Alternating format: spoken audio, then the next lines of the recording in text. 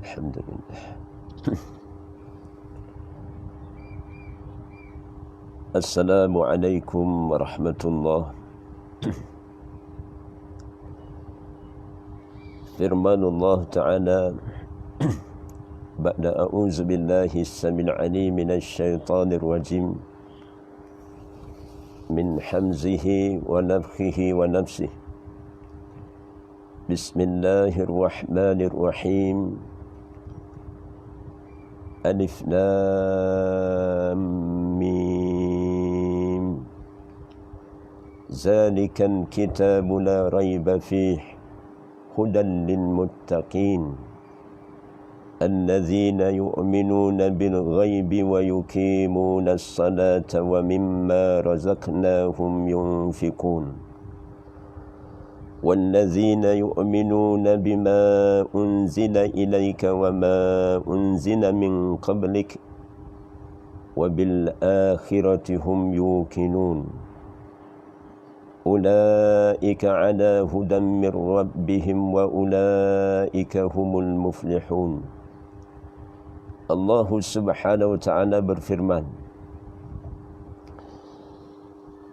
dengan nama Allah yang Maha Pemurah lagi Maha Pengasihani. Alif Lam Mim. Kitab Al-Quran. Kitab Al-Quran itulah tidak ada keraguan baginya, padanya petunjuk bagi orang yang bertakwa, iaitu mereka yang beriman kepada perkara-perkara yang gaib, melaksanakan salat, membelanjakan, yakni sebahagian rezeki yang kami berikan kepada mereka, dan mereka yang beriman kepada yakni Al-Quran yang diturunkan kepadamu, yakni wahai Muhammad, dan yakni kitab-kitab yang telah diturunkan sebelum engkau, dan mereka yakin akan adanya hari akhirat. Mereka lah yang mendapat petunjuk daripada Rabb-Nya, dan mereka itulah orang yang beruntung. Allahumma arhamna bil Qur'an waj'alhu lana imaman wa nuran wa hudan wa rahmah. Rabbana atina min ladunka rahmah wa hayyi' lana min amrina rashada. La hawla wa la quwata illa billah. La hawla wa la quwata illa billah. La hawla wa la quwata illa billah. Tidak ada daya upaya melainkan kekuasaan Allah. Ya Hayyu Ya Qayyum, yang sentiasa hidup, Al-Qayyum, berdiri dengan sendiri, terus menerus menguruskan makhluknya. Kami birahmatika, dengan rahmahmu kami memohon pertolongan dengan rahmahmu. Aslihna sya'na kullahu wa la takinna ila anfusina tarafata ain. Janganlah engkau menyerahkan nasib kami pada diri kami sendiri, walaupun sekelip mata. Inna lillahi wa inna ilaihi raji'un. Alif Lam Mim. Allahu la ilaha illa huwal hayyul qayyum wa anatil wujulil hayyil qayyum. Dengan limpah rahmat-Mu ya Allah, di bulan yang penuh keberkahan ini, Syahrul Ramadan, Dikaulah menjadi saksi utama kami dengan taufik dan hidayah dari sisimu, dengan kudrah dan inayah dari sisimu ya Allah, kami dapat dipertemukan di alam maya ini. Mudah-mudahan biiznillah dengan keizinanmu ya Allah, untuk kami bersama-sama menghayati mutiara ilmu-Mu ya Allah, dan ittiba'akan sunnah Rasulullah sallallahu alaihi wasallam. dan sunnah-sunnah yang dikau izinkan untuk kami beramal, kullaf ar-rasyidin, dan sunnah-sunnah yang mengikut sekalian mereka dengan limpah rahmat-Mu ya Allah. Rabbana atina min ladunka rahmah wa hayyi lana min amrina rasyada. Allahumma aftah alaina hikmataka wa anshur alaina min khazahini rahmatika ya arhamar rahimin. Rabbi shrah li sadri wa yassir li amri wa hlul 'uqdatam min lisani yafqahu qawli. Allahumma inna nas'aluka 'ilman nafi'a wa rizqan thayyiban wa 'amalan mutaqabbala. Wa sallallahu ala Muhammadin wa ala alihi wa sahbihi wa barak wa sallam. Alhamdulillah. Amin ya rabbal alamin. Sekalian yang saya raikan, yang saya kasihi, seluruh ahli keluarga saya dan seluruh para muallim, para muallimah sekalian yang menyaksikan, yang saya raikan, para pencinta dan penuntut ilmu yang dekat maupun yang jauh yang menyaksikan pertemuan pada pagi yang damai ini. Alhamdulillah, saya berterima kasih kepada Tuan Haji Abdul Razak bin Osman bersama krunya, yakni bersama seluruh jawatan kuasa Surau Al-Kahfi di Taman Selasih Port Dickson bersedia ataupun berlapang dada menginfakkan menaja tajaan rakaman ini ditaja oleh Surau Al-Kahfi di Taman Selasih Port Dickson, Negeri Sembilan.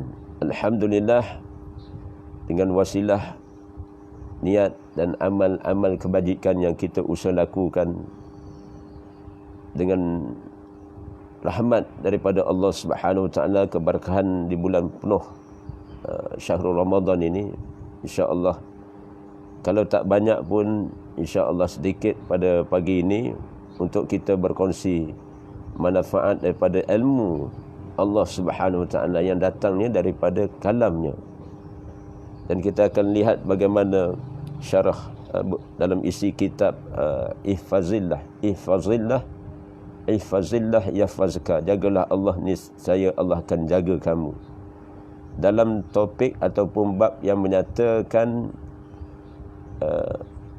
bagaimana tanda-tanda orang yang bertakwa di sisi Allah Subhanahu Wa Taala. Bila mana kita menyebut tentang takwa, very popular, masyhur dalam Ramadan ini, kerana Allah sendiri membentangkan jalannya bagi orang-orang yang beriman untuk meraih suatu makam tingkatan takwa yang hakikinya ataupun yang hakikatnya takwa itu tidak ada siapa yang mengetahui, hanya saja Allah Subhanahu Wa Taala yang mengetahui. Bila mana Rasulullah SAW menyatakan at-taqwa hahuna, takwa ini ada di secara batin, secara dalam hati, qalbi. Hati kita milik Allah. Allah Subhanahu Wa Taala Al-Hakim, Maha Bijaksana, Rabbal Alamin, sesempurna sifat zatnya, mencipta dan mengawasi, mentadbir, hatta mentadbir hati kita. Mudah-mudahan hati ini dipandu arah dengan ilmu Allah. Sebenarnya sebagai mukadimah tadi saya baca ayat 1 hingga ayat ke-5 dalam suratul Baqarah sebagai satu mukadimah yang baik untuk kita renung. Tanda yang pertama iaitu bagi orang yang beriman, sehingga tahap orang yang beriman itu mencapai maqam takwa, iaitu orang yang bertakwa. Bagaimana Allah nyatakan Alif Lam Mim, zalikal kitabu la raiba fihi hudan lil muttaqin. hudal lil muttaqin. Kitab Al-Quran ini, Al-Quran itu tidak ada keraguan padanya. Pada saya dan kita semua, hakikat sebenarnya kita wajib tidak perlu rasa ragu-ragu. Melainkan keseluruhan ayat datang daripada Allah itu merupakan huda, petunjuk bagi mereka yang mengharapkan redha Allah dengan wasilah maqam taqwa. Inna lillahi wa inna ilaihi raji'un. Yakni apa? Dengan maksud yang lebih jelasnya, kitab Al-Quran lah sebagai petunjuk, pedoman, panduan dalam kehidupan saya dan kita semua, merupakan kompas ataupun peta untuk kita guna pakai. Kita guna pakai untuk kita mengenali Allah. Siapakah Allah? Bagaimana nama-namanya, hatta sifatnya, hatta af'alnya. Dan bagaimana kita mengenali kita, diri kita sendiri. Bila mana kita mengenali Allah dan mengenali diri kita sendiri wasilah dengan ilmu Al-Quran ini, insya-Allah maknanya akan terpancarlah sifat-sifat ataupun ciri-ciri orang-orang yang bertakwa di sisinya. Maknanya apa? Yang pertama ini, tanda orang bertakwa itu sejauh mana dia mendalami Al-Quran. Kemudian tidak terhenti setakat itu, ada tanggungjawab Al-Quran ini, ada tingkatan Al-Quran ini. Belum tentu yang setiap tahun khatam tadarus adalah insan yang bertakwa. Melainkan bagaimana Al-Quran itu perlunya kita tadabbur, kita perhatikan, kita meneliti intipati Al-Quran ini, isi kitabullah ini. Kemudian dalam masa yang sama kita berusaha untuk beramal dengan tuntutan Al-Quran ini. Peta yang telah Allah bentangkan ataupun kompas yang boleh diguna pakai kepada saya dan kita semua, Al-Quran ini merupakan pedoman ataupun panduan dalam kehidupan. Saya selalu sebut dalam bicara, iaitu sesiapa yang nak menikmati kesejahteraan, hatta keamanan, kedamaian, kemudian keafiatan, termasuk juga untuk meraih kebahagiaan dan kenikmatan, iaitu telah dibentangkan dalam Al-Quran yang telah ada terbentang di hadapan kita. Saya bersangka baik dan kita sesama kita bersangka baik, masing-masing ada di rumah masing-masing Al-Quran. Cuma bagaimana untuk kita naik tingkatan Al-Quran ini, untuk kita beramal. Dengan beramal secara amanah dan beramal secara jujur. Dan beramal dengan mujahadah dengan apa saja yang Allah telah perintahkan. Sehingga kan apa yang Allah larang kita usaha tinggalkan. Maka tanda-tanda kita untuk mencapai maqam taqwa itu semakin jelas, semakin terang. Dan apatah lagi kita mempunyai satu kemampuan untuk menyampaikannya.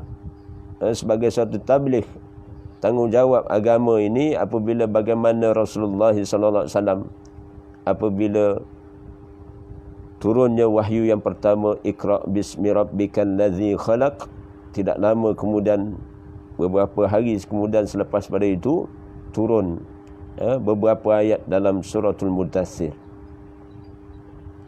Ya ayyuhal muddatsir qum fa'anzir, bangun wahai orang yang berselimut, bangun dan berilah peringatan. Maka risalah agama itu, Al-Quran itu disampaikan kepada orang-orang yang terdekat.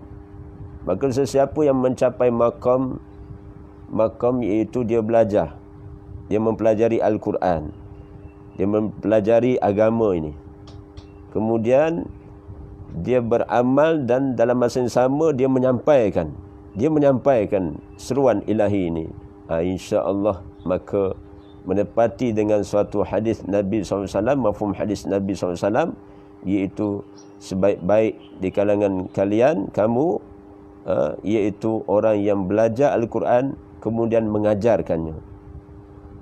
Takkanlah saya dan di antara kita yang dah berumur ni, termasuk umur 40-an, umur 50-an, umur 60-an, umur pencen lah, senior citizen, ataupun umur yang masih muda di bawah lingkungan 40-an ataupun 30-an, hatta walaupun 20-an. Apatah lagi mempunyai pengalaman masuk di Mahat Tahfiz, ataupun kalau tak masuk Mahat Tahfiz pun masuk madrasah ataupun sekolah-sekolah agama. Kita telah belajar Al-Quran, kemudian kita telah menghayati sedikit sebanyak tentang hatta ilmu hadis yang memberi pengukuhan ataupun gandingan yang mantap antara Al-Quran itu sendiri. Dan subhanallah, tentulah kita berpeluang untuk menyampaikan risalah agama ini kepada sesiapa sahaja yang hampir dengan kita, terutamanya ahli keluarga kita, ahlihi, termasuklah pasangan, termasuklah juga kepada anak-anak ataupun menantu ataupun cucu ataupun saudara mara kita, adik-beradik kita ataupun sesiapa saja, for all. Islam for all, agama ini untuk semua sebenarnya, hatta kepada non-muslim. Taib. Nak menyatakan maksud yang pertama pada bicara pada pagi ini, tanda-tanda seseorang itu bertakwa kepada Allah sejauh mana dia memahami dan beramal dengan ilmu Al-Quran. Kerana Al-Quran ini merupakan petunjuk, huda. Kemudian bila kita beramal, tentulah Allah yang menciptakan kita, tentu dia memahami tentang ciptaannya. Bagaimana Allah nyatakan, wa asirru qaulakum awijharu bih innahu alimun bizatis sudur ala ya'lamu man khalaqa wa huwal latiful khabir. Bagaimana Allah nyatakan ala ya'lamu man khalaqa wa huwal latiful khabir. Bukankah Allah yang menciptakan, mengetahui apa yang diciptakannya?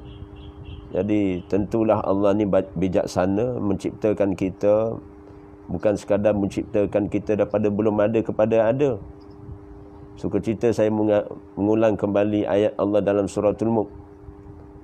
Huwallazi ansha'akum wa ja'ala lakumus sam'a wal absara wal af'idah qalilan ma tashkurun.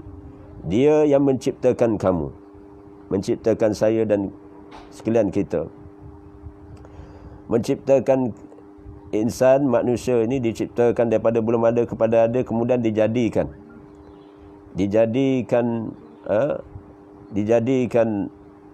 pendengaran, kemudian dilengkapi dengan diciptakan dengan penglihatan, dan hati nurani, kemudian subhana rabbiyal azim. Sedikit kata Allah di kalangan yang bersyukur apabila Allah Subhanahu Wa Taala mengurniakan nikmat ciptaan kita sebagai insan yang diciptakan olehnya. Bagaimana kita sendiri manusia dijadikan sebaik-baik kejadian. Laqad khalaqnal insana fi ahsani taqwim. Sebaik-baik ciptaan manusia ini sebaik-baik ciptaan Allah. Di kalangan makhluknya, subhanallah, dilengkapi dengan apa? Dilengkapi pendengar, telinga yang mendengar, mata yang melihat. Kemudian juga tentang ayat tadi, bagaimana hati untuk berperasaan. Subhana rabbiyal azim, hakikatnya Allah Subhanahu wa taala menghendaki kita menjadi hamba yang bersyukur. Baik. Maksud yang kedua, apabila saya selang-seli dengan beberapa hujah ayat Allah ini, kita dapat detect bagaimana orang yang bersyukur ini, iaitu orang yang bertakwa itu, dia memiliki tanda, iaitu sifat syukur dia kepada Allah. Sifat iaitu dia bersyukur. Antara tanda orang bertakwa ini, iaitu dia mensyukuri akan nikmat Allah. Ada masa kepada saya dan kita semua, kita diam-diam, seumpama diam-diam ubi berisi. Jangan macam tim kosong. Macam tim kosong, ya tak? Tim kosong ni, maknanya kosong lah. Bila dia kosong, dia tak ada bunyi. Kalau kita letak satu benda dalam tim kosong, kita goncang, dia bising. Dia bising. Tapi isi dalam tak cukup. Isi dalam tidak cukup. Maknanya kita, dan kepada saya dan kita semua, di antara yang boleh kita raih, iaitu untuk mencapai maqam takwa ini, orang-orang yang bertakwa di sisi Allah Subhanahu wa taala, iaitu bila mana apa? Bila mana kita bersifat ataupun sering mensyukuri akan nikmat Allah. La in syakartum la azidannakum wa la in kafartum inna azabi lasyadid. Bagaimana Allah Subhanahu wa taala menyatakan dengan sahih, wasilah dengan kalamnya, kata-katanya, firmannya, barang siapa sekiranya kamu bersyukur, niscaya Allah akan tambah nikmat. Bila mana Allah Subhanahu wa taala menilai saya dan di antara kita guna pakai tadi, telinga yang mendengar. Seingat saya, semalam saya telah bentangkan bagaimana di antara sebahagian daripada ciri ataupun sifat orang yang bertakwa, iaitu dia mempunyai mata, dia mempunyai telinga yang ada, pendengaran yang ada itu diguna pakai dengan sebaiknya, termasuk mata, termasuk telinga, termasuklah anggota-anggota tubuh yang lain, diguna pakai sebaiknya di jalan Allah.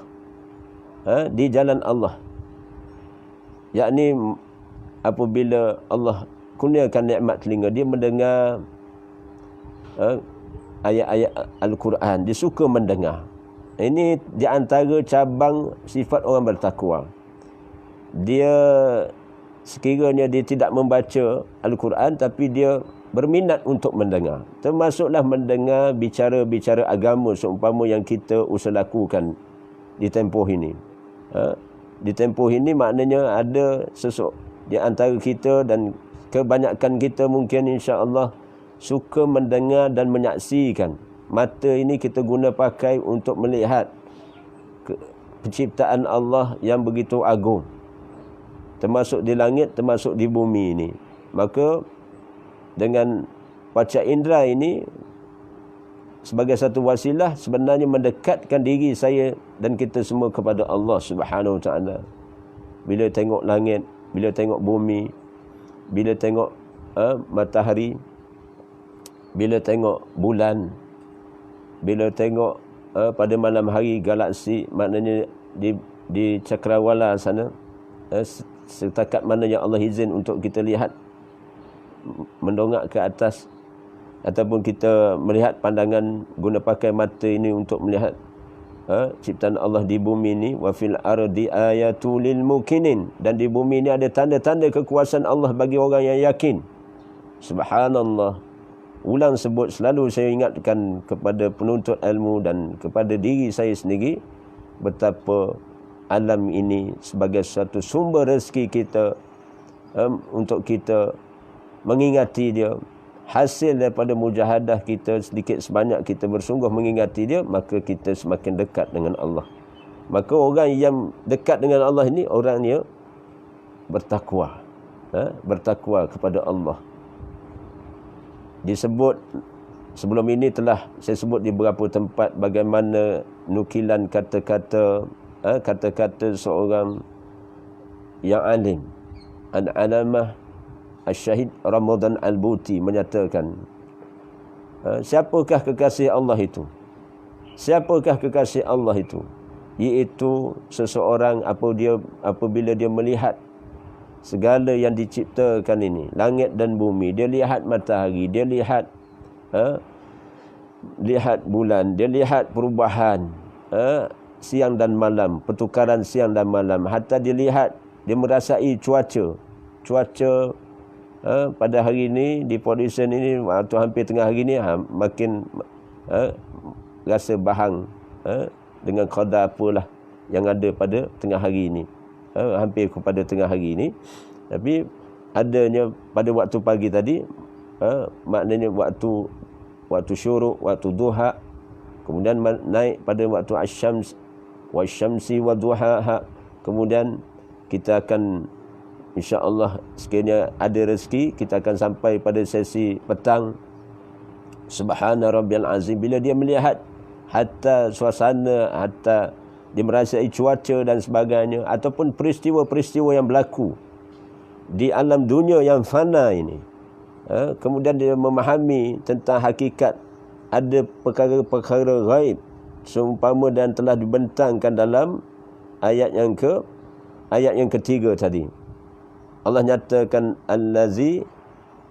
allazina yu'minuna bil ghaib, iaitu mereka yang beriman kepada perkara-perkara yang gaib, yang maknanya yang tersirat daripada yang tersurat, dengan maksud benda yang berkaitan dengan iman kita wajib percaya. Antara rukun iman yang kita wajib percaya, beriman kepada takdir Allah. Salah satu yang gaib juga iaitu beriman kepada takdir Allah. Jadi berkaitan dengan pekerjaan hati, maka satu maknanya tadi dengan maksud tanda orang bertakwa ini, yang kedua iaitu dia bersyukur. Amalan pekerjaan hati ini subhanallah satu makhluk Allah yang diberi izin untuk kita guna pakai pada setiap diri kita, iaitu kita generate kita sedapat mungkin untuk kita sifatkan hati kita itu sebagai hamba yang bersyukur. Dan ada jalannya. Setiap sifat ni termasuk untuk meraih tangga takwa ataupun tingkatan orang yang muttaqin, iaitu satu, dipandu arah dengan ilmu. Yang mana ilmu yang terbaik? Ilmu Al-Quran. Ilmu Al-Quran bukan sekadar baca, tapi memahami tafsiran ayat.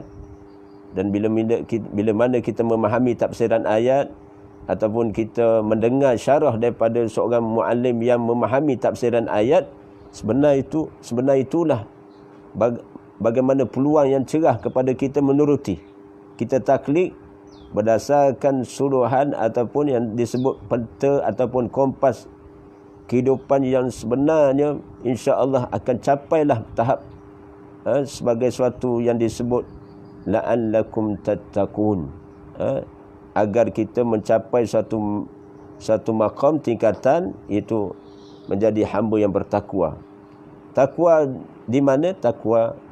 At-taqwa hahuna, dan takwa itu di sisi Allah Subhanahu Wa Taala, bukan di sisi manusia, bukan di sisi makhluk, ataupun di sisi sesuatu yang lain selain daripada Allah Subhanahu Wa Taala. Baik. Maknanya tanda orang bertakwa ini iaitu dia sentiasa bersyukur. Yang kedua iaitu dia sentiasa bersyukur. Jadi wasilah untuk bersyukur ni termasuk tadi untuk meraih tingkatan takwa dengan ilmu. Kita kena baca, kemudian kena semak, kemudian kena Termasuk juga kita boleh sunnah bagi kita menyelami mutiara untuk mencapai maqam takwa itu dengan maksud apa? Dengan maksud kita dapati dalam Quran ini ada pembentangan jalan orang yang bertakwa ni. Secara sahih, secara rasmi ni keseluruhan ayat 6,236 ayat itu merupakan sumber ilmu bagi orang yang bertakwa. Baik. Termasuk orang yang sifatnya bagaimana sifat orang bertakwa ni, dia bersyukur. Dia bersyukur. Kita sendiri baca doa Allahumma a'inni ala zikrika wa syukrika wa husni ibadatik. Sebenarnya doa itu sebenarnya satu doa yang kesan dia mendalam. Tapi syaratnya kita mohon kepada Allah dengan kejujuran, ketulusan hati kita. Waktu kita sebut bukan sebutan pada lidah, tapi huduru qalbi. Tu bacaan doa ini kena bersungguh. Kena angkat tangan. Katalah sebelum Ramadan ni, sebelum ni kita angkat tangan begini ya. Ada setengah orang dia angkat tangan begini. Tak? Angkat tangan. Apa salahnya untuk sesi Ramadan pada tahun ini kita tingkatkan tahap keilmuan. Kita telah diberi penerangan bagaimana ittiba' sunnah. Ada Rasulullah angkat tangan, maknanya melepasi, maknanya setara dengan bahagian dada ni. Maknanya kemudian tundukkan pandangan dan tundukkan kepala ini, seolah kita ni pengemis. Pengemis. Kemudian kalau seandainya kita ada hajat, hajat yang tidak akan dicapai, melainkan kita qasadkan itikad kita hanya Allah saja yang boleh selesaikan. Hanya Allah saja yang mampu memberi pertolongan, yang boleh memberi suatu natijah yang terbaik. Maka kita angkat tangan sampai tahap melepasi paras dada. Maknanya ada masa Rasulullah angkat tangan begitu tinggi di beberapa keadaan kemuncak dalam doa Rasulullah SAW. Sehingga kan ada riwayat jatuhnya rida kainnya di bahu baginda Nabi SAW. Ini sifatun Nabi, sebenarnya sifat bagi orang yang bertakwa. Takwa itu apa?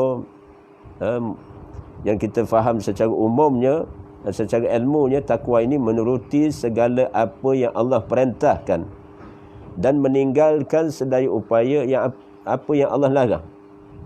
Jadi untuk mencapai maksud takwa yang hakikatnya, tanda orang bertakwa ni selain daripada dia rajin baca Quran, dia beramal dengan ilmu Al-Quran, dia menyampaikan dan sebagainya. Kemudian sifat yang kedua, iaitu tanda orang bertakwa ni, iaitu dia bersyukur. Baik. Yang ketiga, iaitu berdasarkan kalam Allah, iaitu sabar. Sabar. Tanda orang bertakwa ni dia sabar. Dia sabar. Sabar yang bagaimana disyarahkan. Bolehlah kita ambil satu sandaran dalam beberapa ayat Allah Subhanahu Wa Taala, seumpama dalam surah Al-As. Surah Al-As, bukankah ada surah Al-As?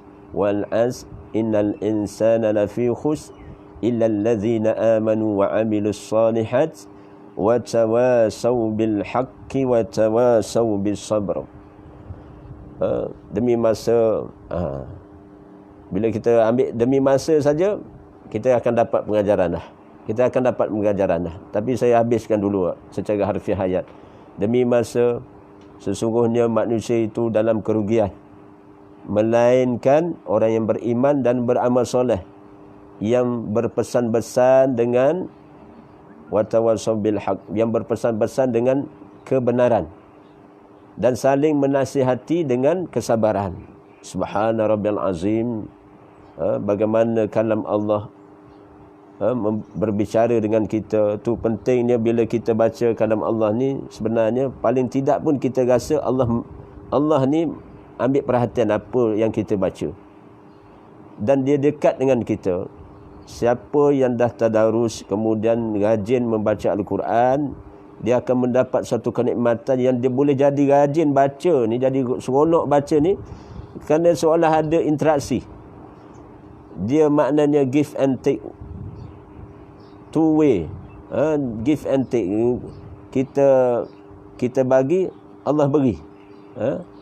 Kita bagi give and take. Maknanya kita bagi, apa tu makna give? Kita bagi, Allah beri. Allah beri.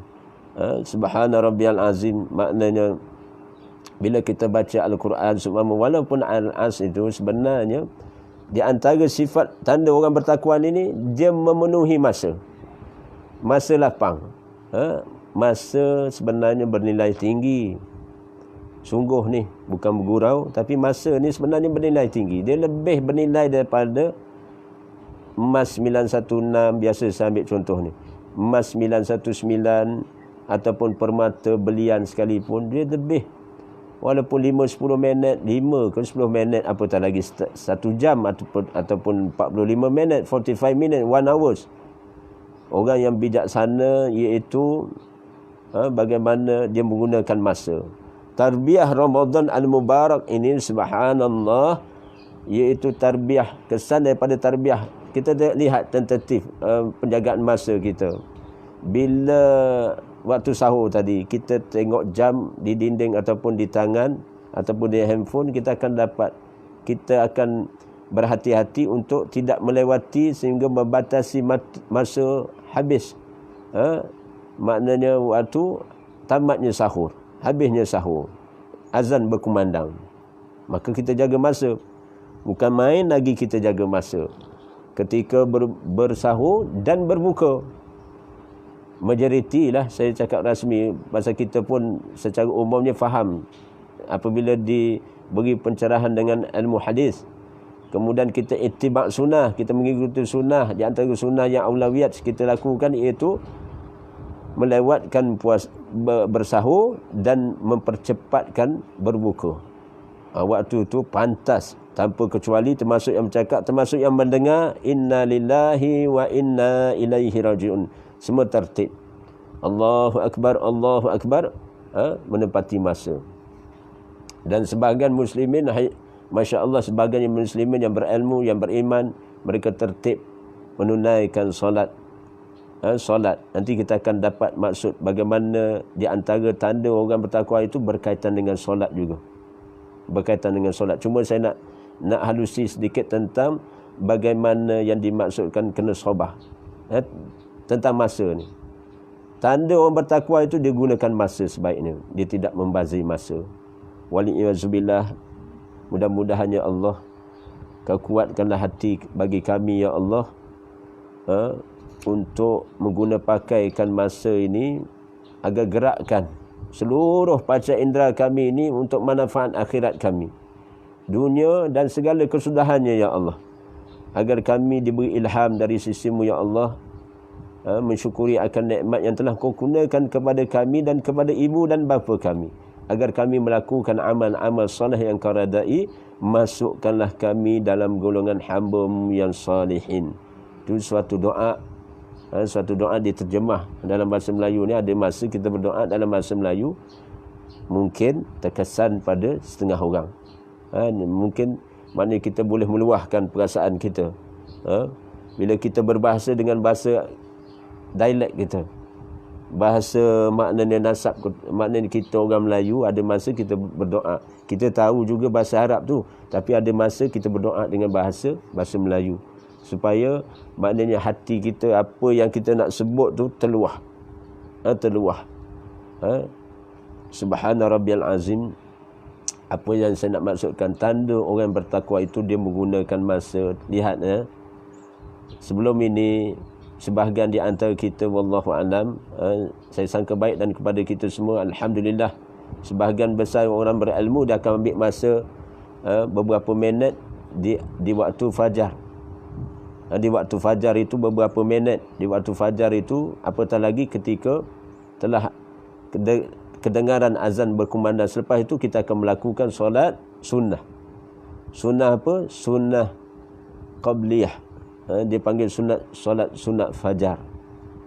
Solat sunat fajar ni pun ada perbahasannya. Sebahagian ulama menyatakan solat sunnah fajar yang dimaksudkan solat sunnah yang lebih baik daripada isi langit dan bumi itu, iaitu solat yang didirikan ketika selepas waktu fajar. Selepas waktu fajar, masuk je fajar, kemudian kita sinonimkan dengan suara muazzin berkumandang. Selesai itu kita mendirikan 2 rakaat. 2 rakaat sebelum mendirikan solat fardu subuh bagi muslimin berjemaah. Muslimat pun boleh berjemaah. Hukum dia sunnah juga. Tapi nak sebutnya sunnah muakkad ataupun yang hampir kepada syarah pada ulama yang lain di kalangan fiqh mazhab nyatakan itu satu yang wajib, solat jemaah ni bagi pandangan imam mazhab yang lain. Dalam Imam Asy-Syafi'i menyatakan sunnah muakkadah, sangat dituntut. Tak buat rugi.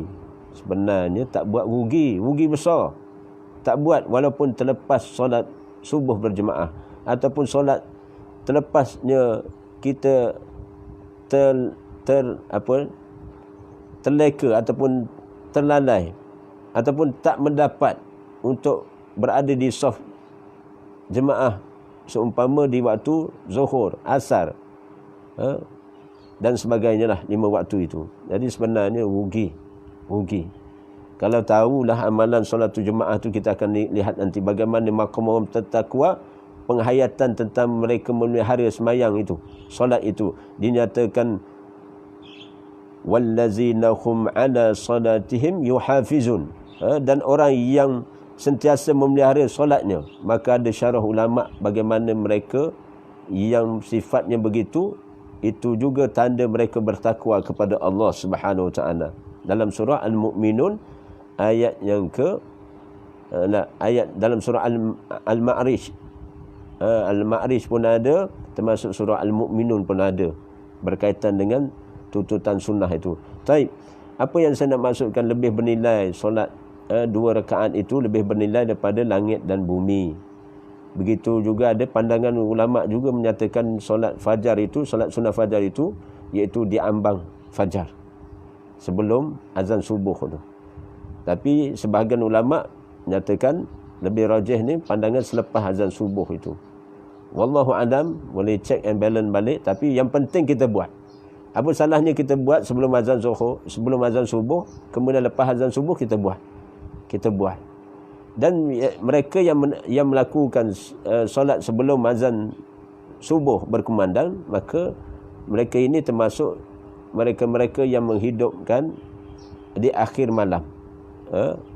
Di antara sifat orang bertakwa mempunyai satu sifat, iaitu masa itu sebenarnya cukup bernilai. Masa itu cukup bernilai tinggi. Dia memenuhi masa itu walaupun ada tempoh dalam beberapa minit sebelum fajar, iaitu sebelum tamatnya waktu sahur itu, mereka menggunakan pakai dengan memohon maghfirah kepada Allah. Wabil asharihum yastaghfirun. Wabil asharihum yastaghfirun. Bagaimana mereka dalam keadaan selalu memohon dan selalu memohon ampun kepada Allah di waktu sahur. Waktu sahur ini selalu mohon ampun. Sifat orang bertakwa iaitu mereka mohon ampun di waktu sahur. Rasulullah SAW sendiri melazimi, dan Rasulullah isyaratkan kepada Aisyah radhiyallahu anha. Aisyah sendiri bertanya, ya Rasulullah, sekiranya aku ketemu dengan malam Lailatul Qadri khairun min alfi syahr, maka apa yang sunnah yang lebih baik yang aku boleh baca? Maka Rasulullah kata, sebutlah, ungkaplah olehmu, Allahumma innaka afuwun tuhibbu afwa fa'fu anni. Wahai Allah yang maha pengampun, yang suka memberi maaf, maka ampunilah aku. Ampunilah aku. Subhanallah. Jadi apa? Jadi waktu kita bangun sahur, peluang cerah kita memohon ampun kepada Allah. Dan setengah ulama menyatakan kita lebihkan daripada doa yang lain, melainkan doa yang ini. Doa yang ini kerana warid daripada khazanah sunnah Rasulullah, qauliyah Nabi SAW. Rasulullah sebut tu. maknanya lazimilah, maknanya kepada Aisyah radhiyallahu anha, bila malam kemuliaan itu, antara malam kemuliaan ini iaitu bilakah, wallahu alam. Tapi dia berada, yang lebih rajih ni, kalau kita tengok perbahasan berdasarkan al-hadis yang banyak dalam Sahih Bukhari wal Muslim, kita akan dapati dia berada di 10 hari yang terakhir. 10 hari yang terakhir itulah maknanya para ulama dalam ulama yang kita sebut para imam mazhab, hatta mereka semua imam mazhab yang 4 itu berada dalam golongan salafus salih. Dan begitu apatah lagi sahabat yang 10 sahabat yang dijamin syurga, kemudian sahabat-sahabat yang hidup di ketika Rasulullah SAW hayat hidup baginda Nabi SAW, kemudian tabi'in, tabi'in dan sebagainya. Masya Allah, mereka tertib mendapat didikan tarbiyah Rasulullah SAW, tunjuk ajar agama ini wasilah langsung daripada kesan daripada tarbiyah Nabi SAW dengan ilmu wahyi. Rasulullah beramal dengan ilmu wahyi. Subhana rabbiyal azim. Apa tadi? Maknanya, maksud yang ketiga pada waktu diambang waktu tengah hari ni, masih ada waktu duha lagi ni, apa tadi? Iaitu menggunakan masa sebaiknya. Itu tanda orang bertakwa. Menggunakan masa walaupun 5-10 minit, apa salahnya? Dengan kita baca 10 kali Al-Ikhlas, sebenarnya 10 kali Al-Ikhlas itu bagaimana tentang satu rahsia. Bacaan 10 kali Al-Ikhlas itu, sekiranya bacaan itu Allah angkat, yang Allah redha bacaannya, maka akan diampunkan, niscaya akan diampunkan walaupun dosanya sebanyak buih di lautan. Ada satu sandaran hadis, mafhum hadis yang menyatakan dengan maksud demikian. Sesiapa yang membaca 10 kali, 3 kali kan khatam Quran.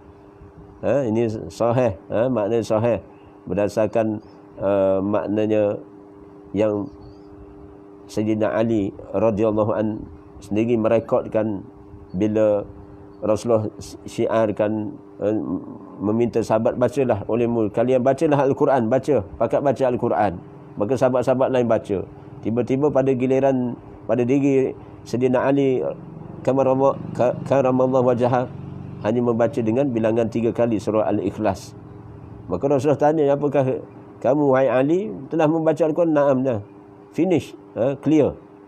Maka subhanallah, Sayyidina Ali sendiri mengingatkan Rasulullah, bukankah kamu pernah menyatakan kepada kami betapa Al-Ikhlas itu menyamai 1/3 Al-Quran. Maka baca 3 kali khatam Al-Quran. Ni bijaksananya, fatanahnya Sayyidina Ali karamallahu wajhah.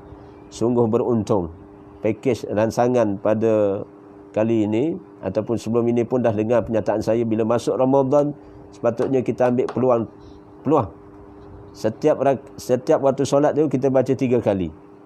Lepas malam pertama waktu maghrib tu kita baca 3 kali. Macam mana sibuk ke, bukan mesti nak baca ketika waktu duduk di tempat solat tu. Kita nak bangun ke, ataupun kita sedang dalam perjalanan ni, ataupun kita bergerak daripada tempat solat itu selepas solat sunnah ke, kita nak baca, walaupun imam baca ataupun imam baca sekali, kita tambah lagi. Jadi waktu bayangkan sesiapa yang telah istiqamahkan bacaan surah Al-Ikhlas bermula dengan malam pertama Ramadan. Jadi hari ni hari yang ke-12 ke 13 Ramadan, bayangkan 5 kali sehari khatam Quran, 5 kali sehari. 5 kali sehari dia khatam Quran. Maka kali insya-Allah lah, insya-Allah sekiranya Allah kuatkan hati dia memahami peluang masa yang begitu lapang ini, dengan bacaan 3 kali tak sampai pun 10 minit, bacaan Al-Ikhlas 10 kali, termasuk juga 10 kali. Kalau baca 10 kali di waktu-waktu tertentu, tapi yang 3 kali itu boleh setting.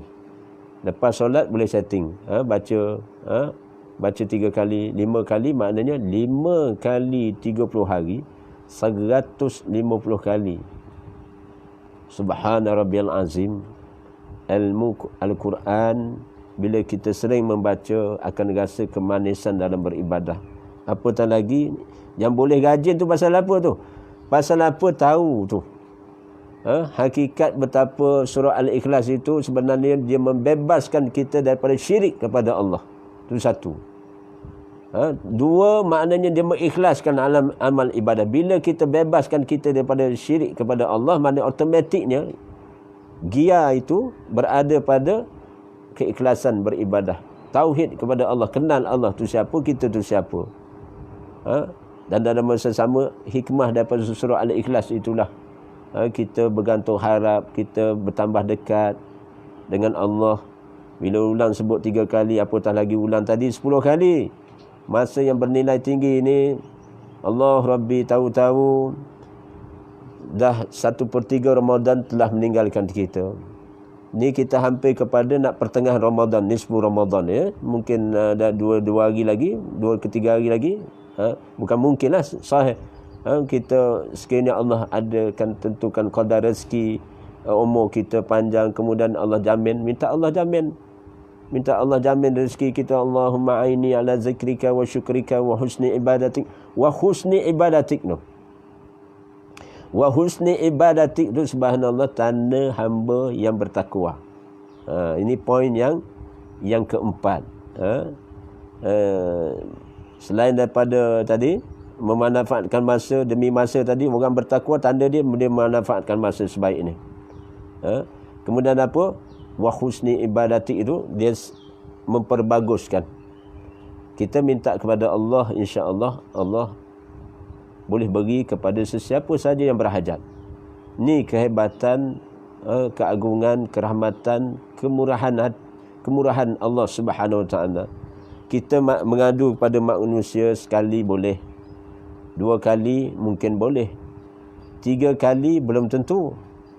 Pasal nanti orang akan kata kita ni suka meminta-minta, suka sangat. Mana kita tabiat ni meminta-minta. Kita akan 3 kali, mungkin setengah orang yang besar jiwa dia boleh layan. Tapi masuk sampai katalah 40 kali, agak-agak nak kata apa? Agak-agak kita boleh katalah secara ilmu, terikmat saya, inna lillahi wa inna ilaihi raji'un. Sesungguhnya kami adalah milik Allah, kepunyaan Allah, dan kepadanya lah, kepada Allah kita akan kembali. Sebenarnya Allah ni, ya Allah Rabbi, murah, sangat pemurah.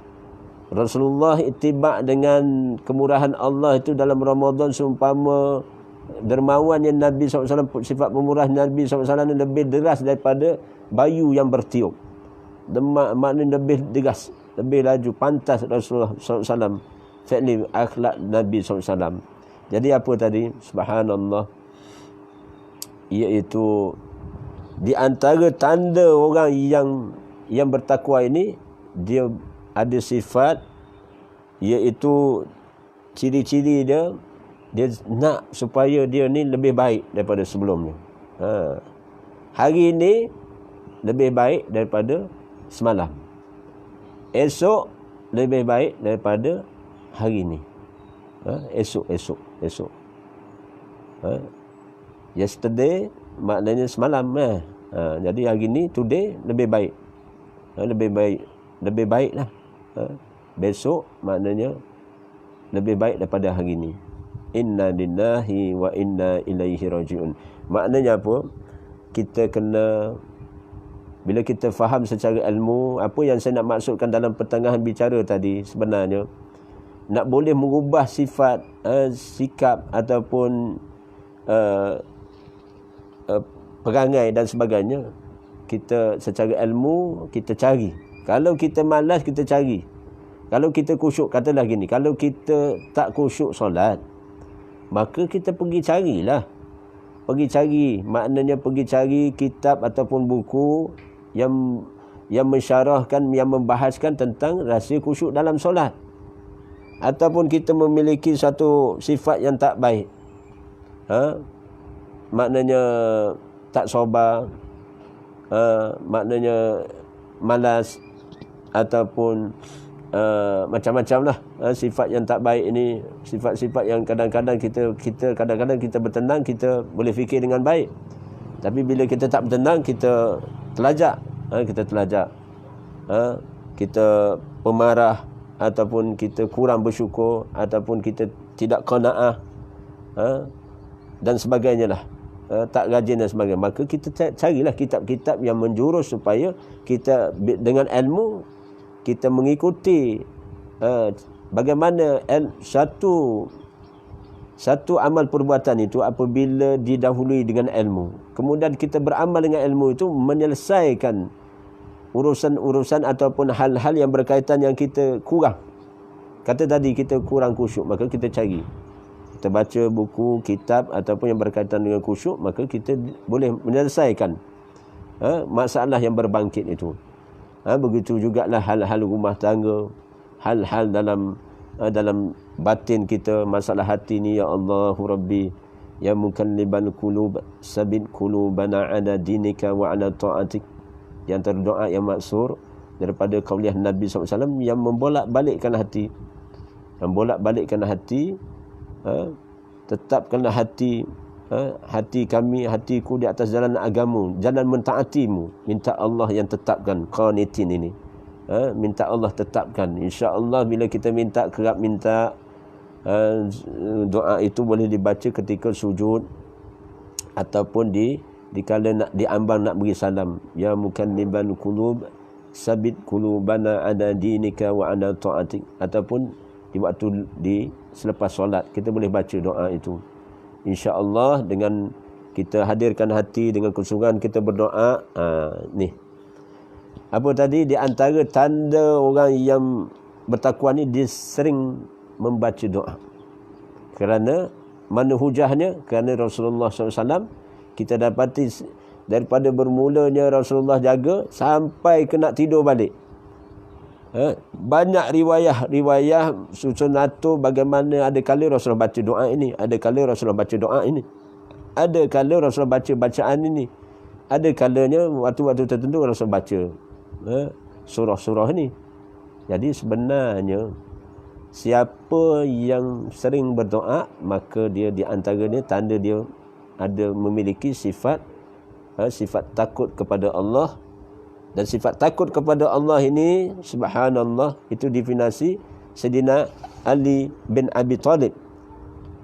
Disebut bagaimana Sayyidina Ali karamallahu wajhah menyatakan tentang pengertian takwa ini. Pertama, takut kepada Allah yang Maha Agung. Takut kepada Allah yang Maha Agung. Kena rasa takut kepada Allah.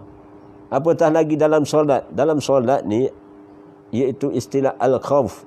Al-khawf ini rasa takut kepada Allah.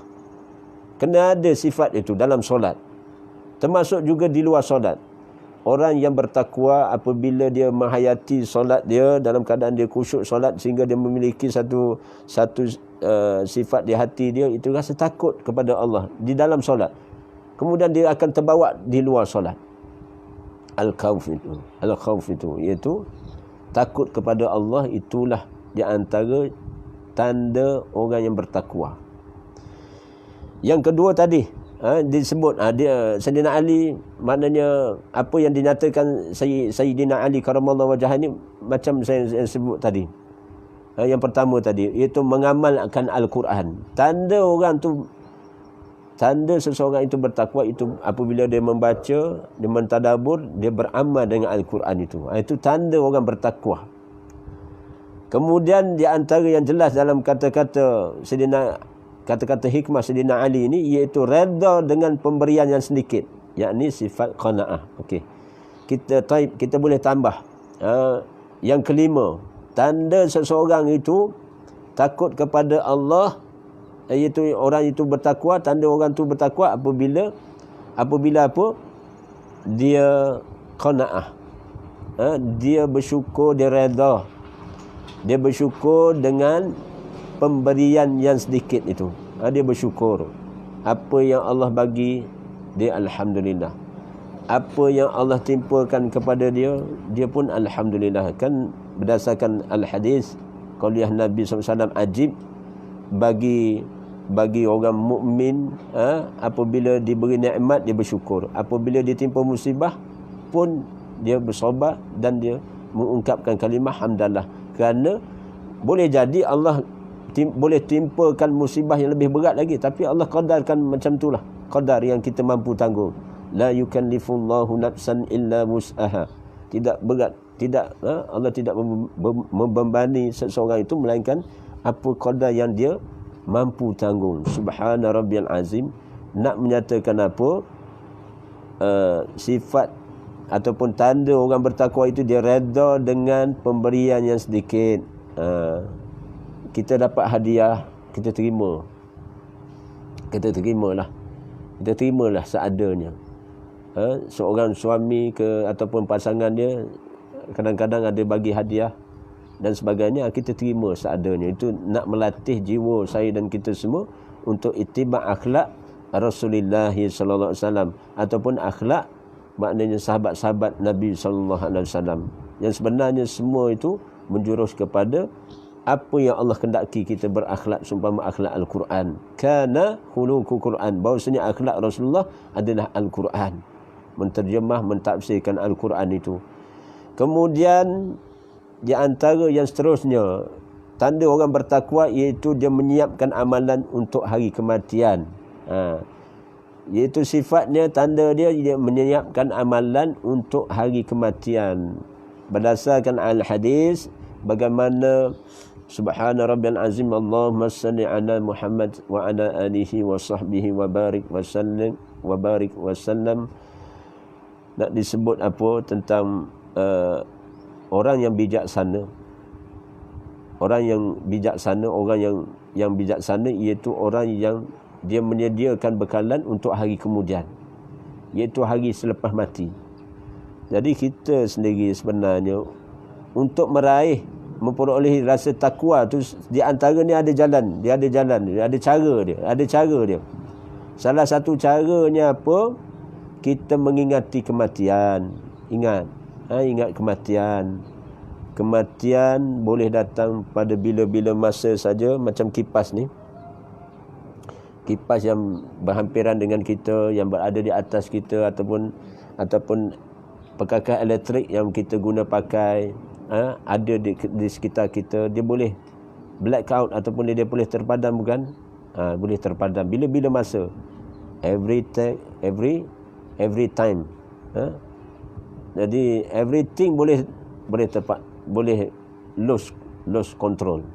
Everything maknanya apa, segala benda ni boleh lose control. Kita pun tak pernah alami. Kalau bunga-bunga bahasa macam PKP ni, bubuhlah istilah apa, perintah kawalan pergerakan apa ni, kita pun tak pernah alami. Kita tak jangka perkara ini berlaku hatta di Malaysia ini. Nampak tak? Ini pengajaran yang baik. Selama ni nampak tak? Kena rasa syukur tadi. Di antara bab yang syukur tadi, semua orang kena pakai ni. La ni kena pakai ni.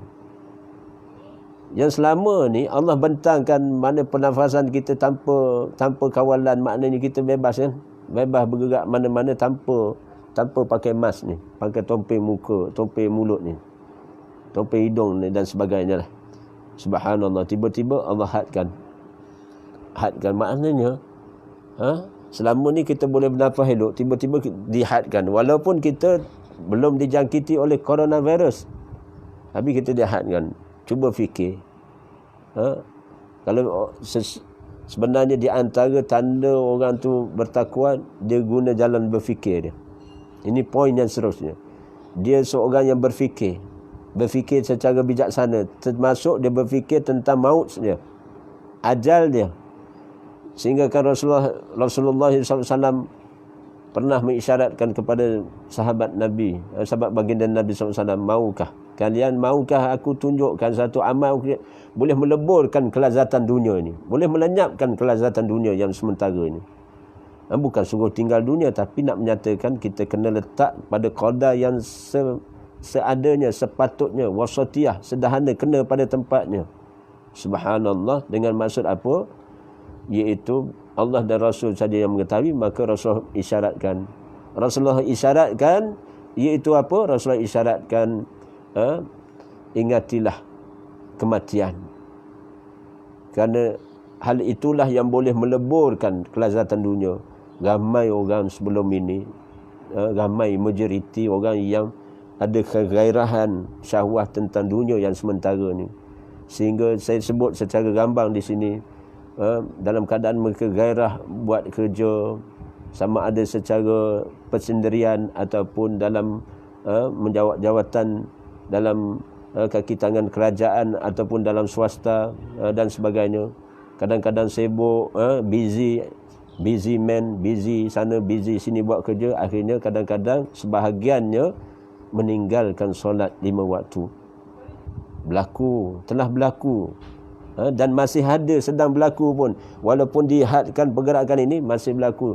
Tak punya satu fikiran yang jernih dalam hati nurani yang sebenarnya lapang. Kena kita bila timpanya satu musibah tu ada hikmah. Ada hikmah yang kita kena fikir dengan baik. Tentu ada isyarat-isyarat tertentu yang Allah nak sedarkan saya dan kita semua. Contoh badan saya maknanya selama ni sihat walafiat. Tiba-tiba mengalami pening, sakit kepala ataupun sakit di sana sini. Badan yang asalnya sihat walafiat, tiba-tiba sakit. Apa tanda tu?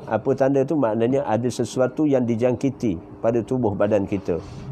Sama ada bakteria ataupun virus, ataupun sakitlah apa yang berkaitan dengan rasa sakit itu.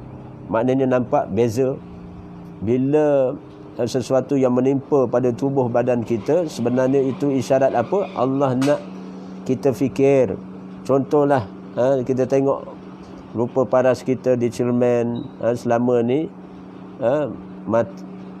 kulit dalam keadaan tegang. Kulit dalam keadaan tegang. Tiba-tiba mata pun sebelum ini terang tanpa cermin mata. Tak apalah, alhamdulillah sekarang ni walaupun pakai cermin mata, tapi alhamdulillah masih boleh melihat. Baik. Bagaimana kita tengok, kita buka mulut, kadang-kadang ada ruang-ruang yang satu demi satu tanggal. Rambut, ada di celah-celah rambut tu ada warna putih. Ni uban dan sebagainya. Ni tanda-tanda sebenarnya. Tanda-tanda kita ni menghampiri janji Allah. Janji Allah telah tertunai satu-satu. Yang jelasnya apabila mati, sebenarnya tazkirah yang terbaik apabila ahli keluarga kita mati ataupun sesuatu kematian, kita menyaksikan suatu kematian, itu sebenarnya tazkirah yang terbaik untuk kita guna pakai satu hari nanti. Saya pun sendiri ataupun di antara kita pun sendiri akan mati. Apakah bekalan untuk kita menemui Allah?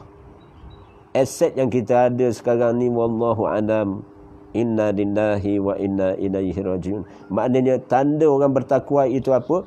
Dia sering mengingati, dia sering berfikir dan menyiapkan amal untuk hari kematian. Maknanya dia berfikir tentang kematian. Fikirlah. Fikirkanlah. Fikirkanlah. Itu kata-kata siapa tu? Seorang wartawan ataupun pembaca di pengacara MHI tak? Itu Aziz. Aziz lah. Allahumma ghfir lahu warhamhu wa'afihi wa'fu anhu. Maknanya ada kata-kata, nukilan kata-katanya, fikirkanlah. Bagus. Fikirkanlah.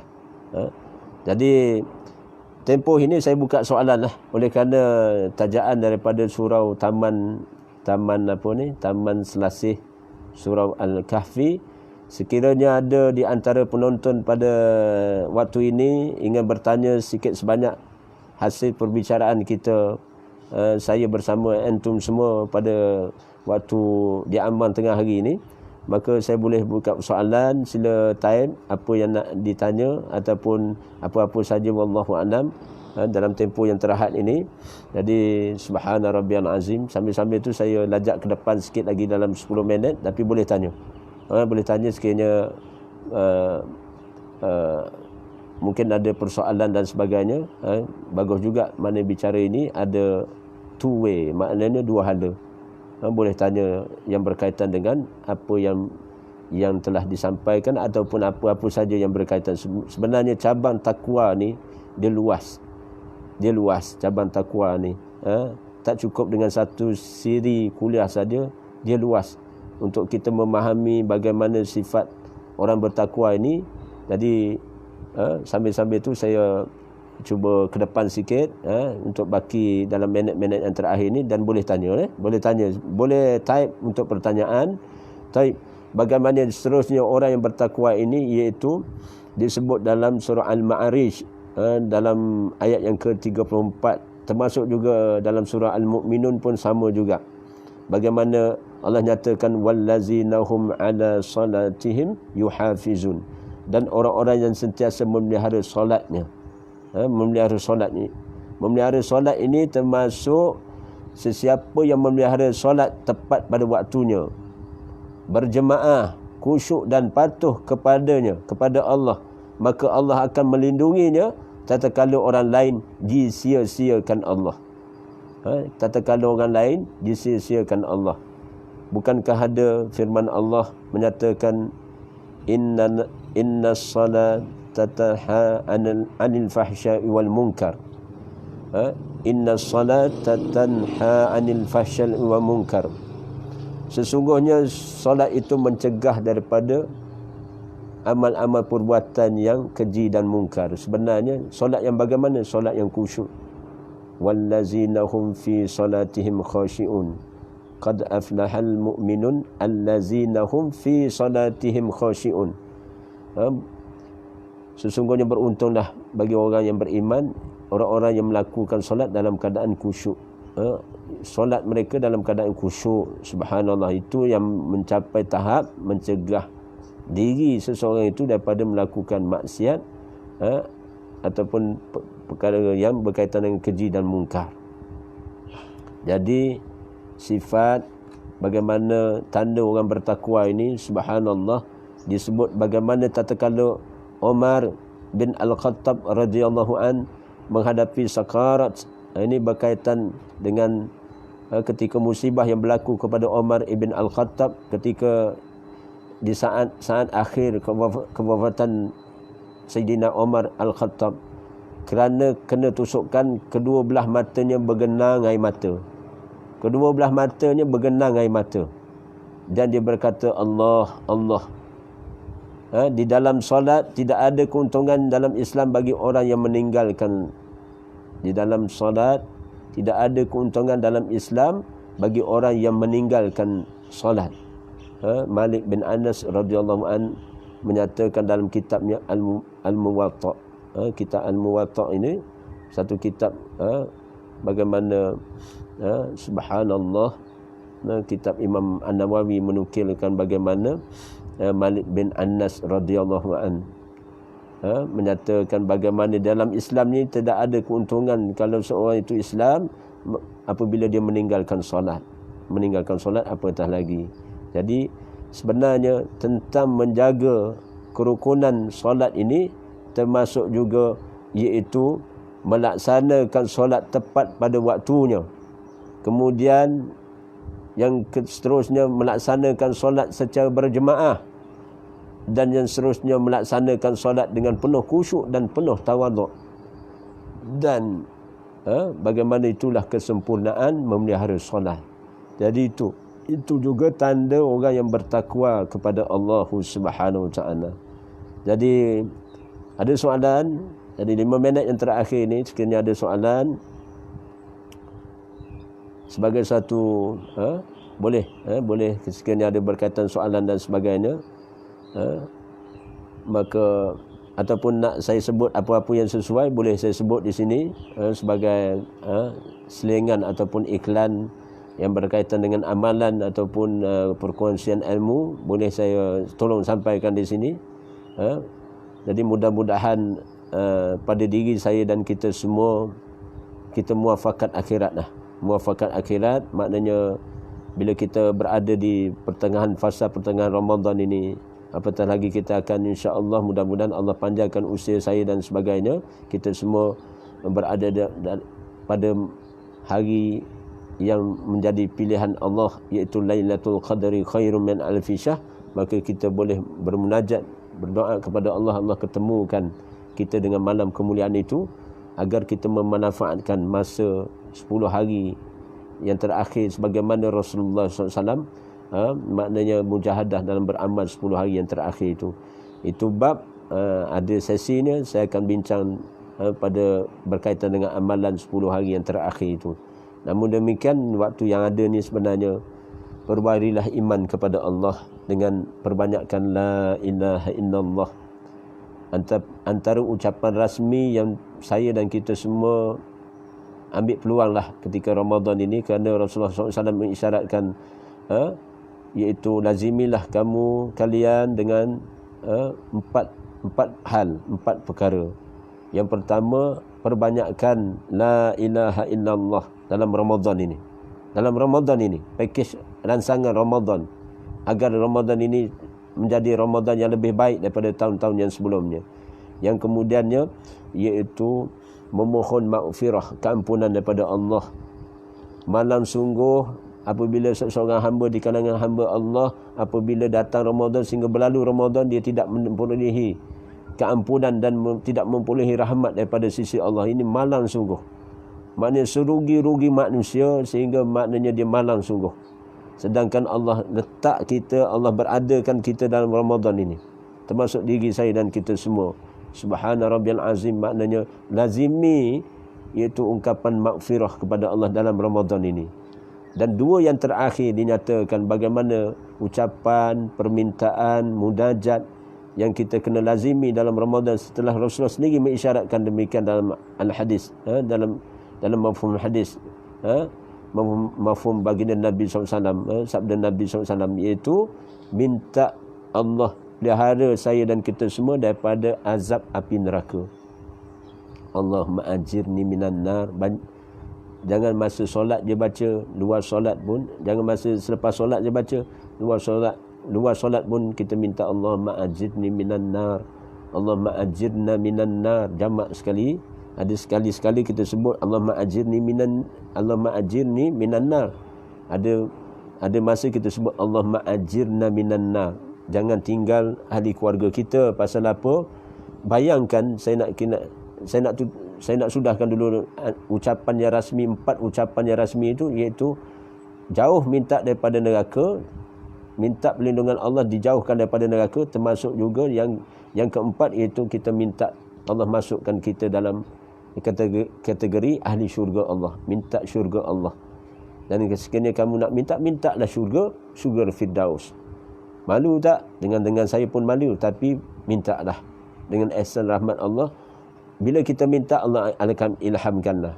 Akan ilham. Bila kita kerap minta sesuatu yang kerap kita minta, sebenarnya fa'alhamaha fujuraha wa taqwaha.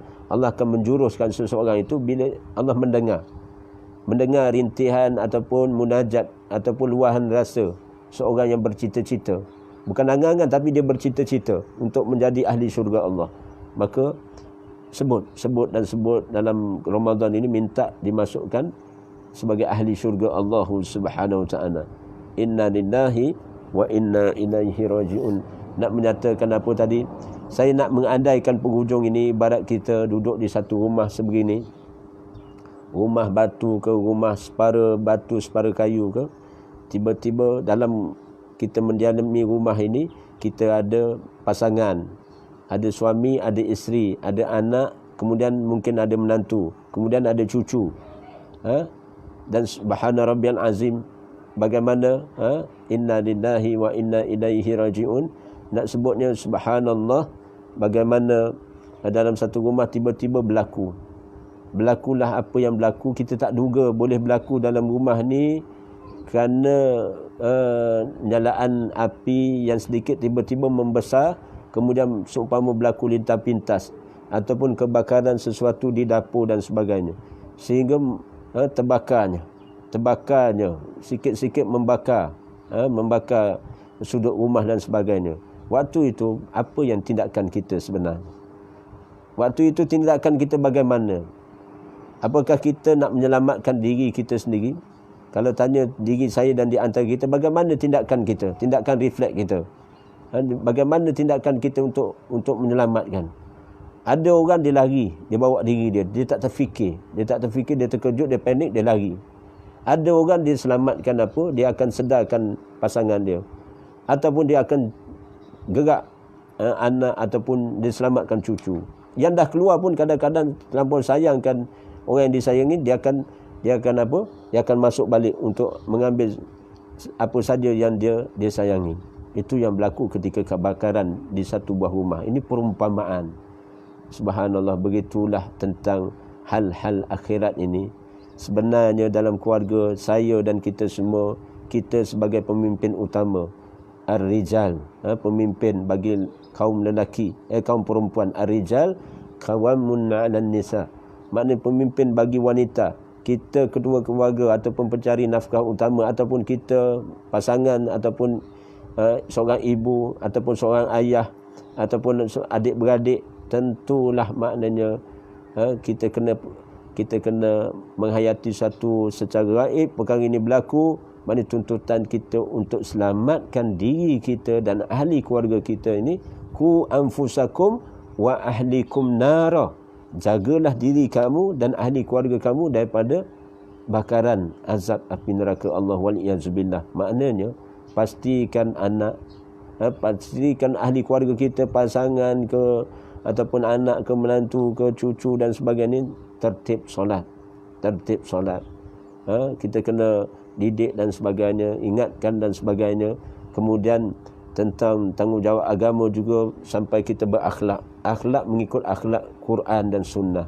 Akhlak mencontohi sifatun Nabi SAW.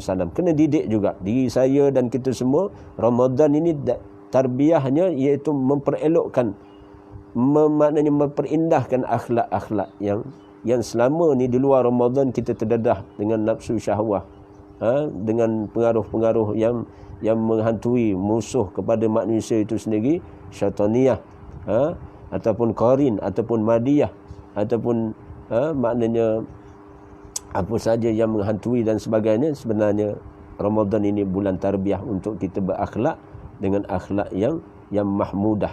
Kita tolak, delete, buang secara ansur-ansur akhlak mazmumah ni, akhlak yang tidak baik ni, sifat-sifat yang tidak baik ni. Tarbiyah Ramadan ni bagaimana mungkin untuk mengubah sifat saya dan kita semua, melainkan kita meraih petunjuk Allah, meraih keberkahan, meraih kerahmatan dan keredaan Allah dalam Ramadan ini, supaya berubah hasil tarbiyah Ramadan inilah sesuatu boleh berubah, termasuk bab yang lain. Maknanya kena jaga, kena pastikan supaya kita ini terselamat, diri saya dan di antara kita pun terselamat daripada fitnah dugaan dalam kehidupan yang sementara ini. Tak tahu bila, wallahu alam, siapa yang pergi dahulu, sama ada tuan-tuan dahulu, saya kemudian. Wallahu alam, sama ada tuan-tuan pergi dahulu ataupun saya kemudian. Jadi mana nak pergi dulu? Wallahu alam. Yang terbaiknya kita buat persiapan.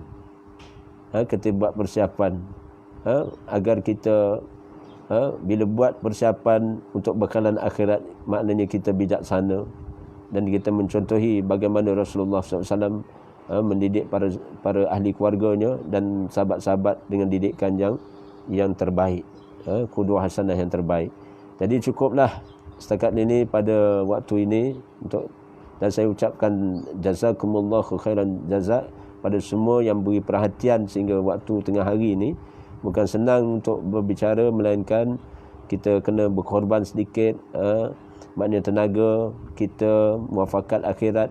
Maknanya kita kena lapangkan masa kita, ambil manfaat ilmu, daripada ilmu-ilmu yang berdasarkan sumber-sumber yang baik daripada ilmu Allah Subhanahu Wa Taala. Dan insya-Allah maknanya dengan kerjasama, tajaan dan sebagainya, masya-Allah, alhamdulillah.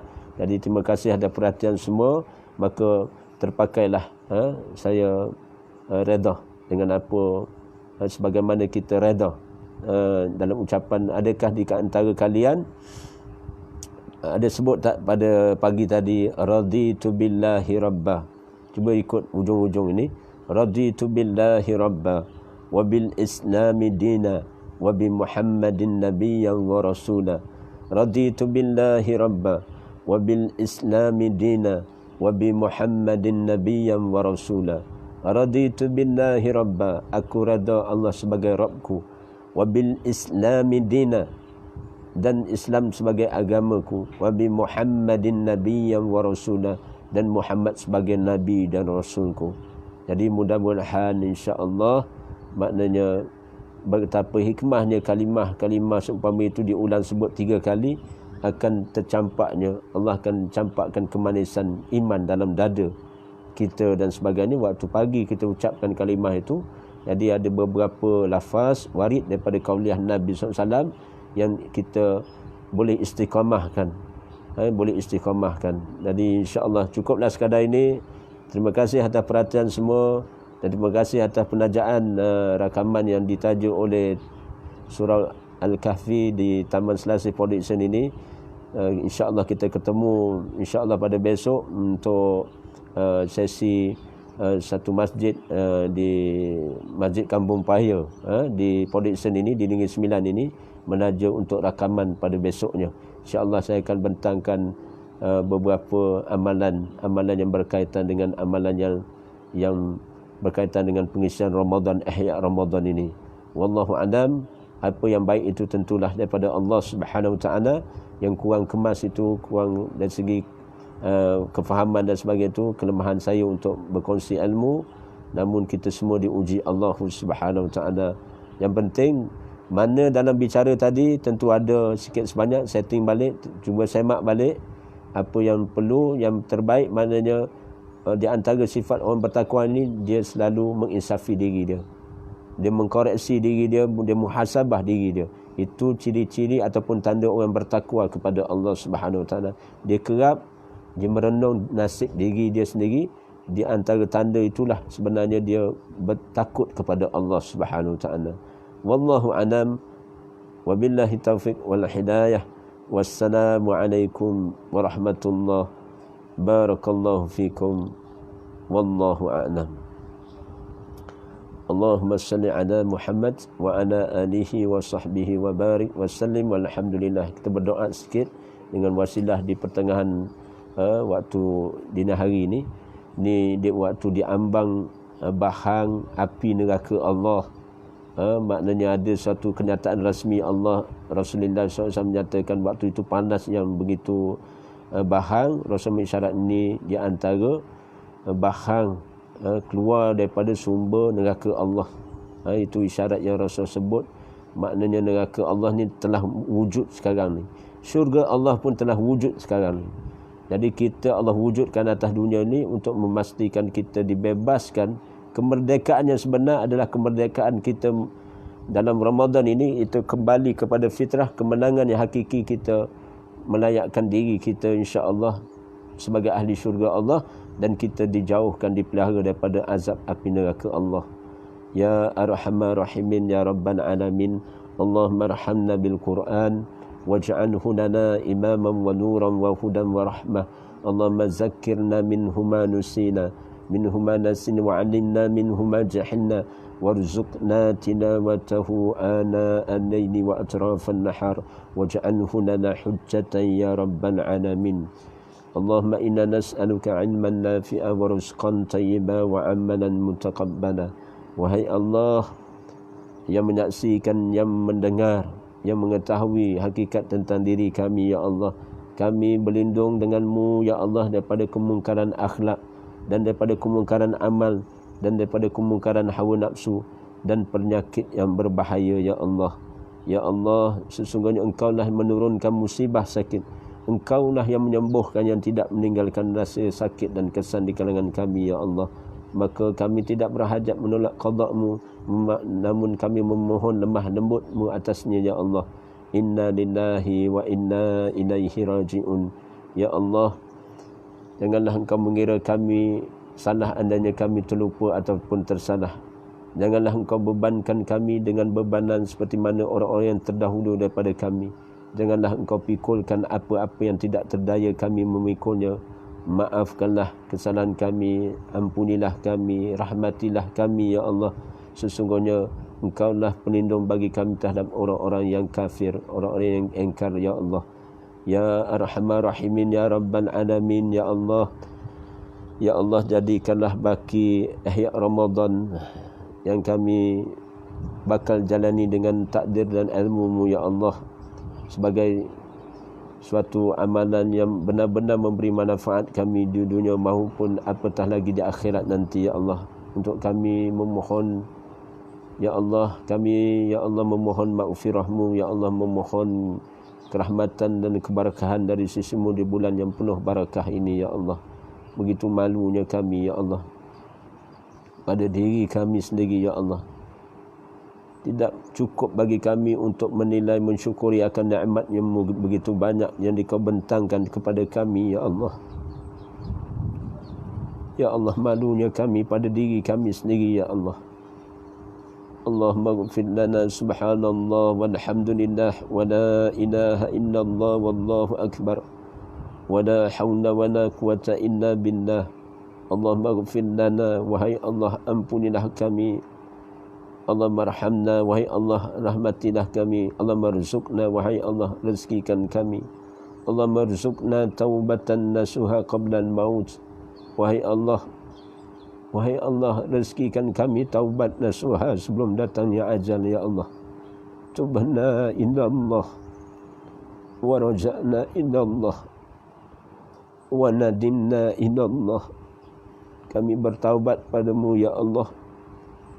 Ya Allah, kami kembali kepadamu, ya Allah.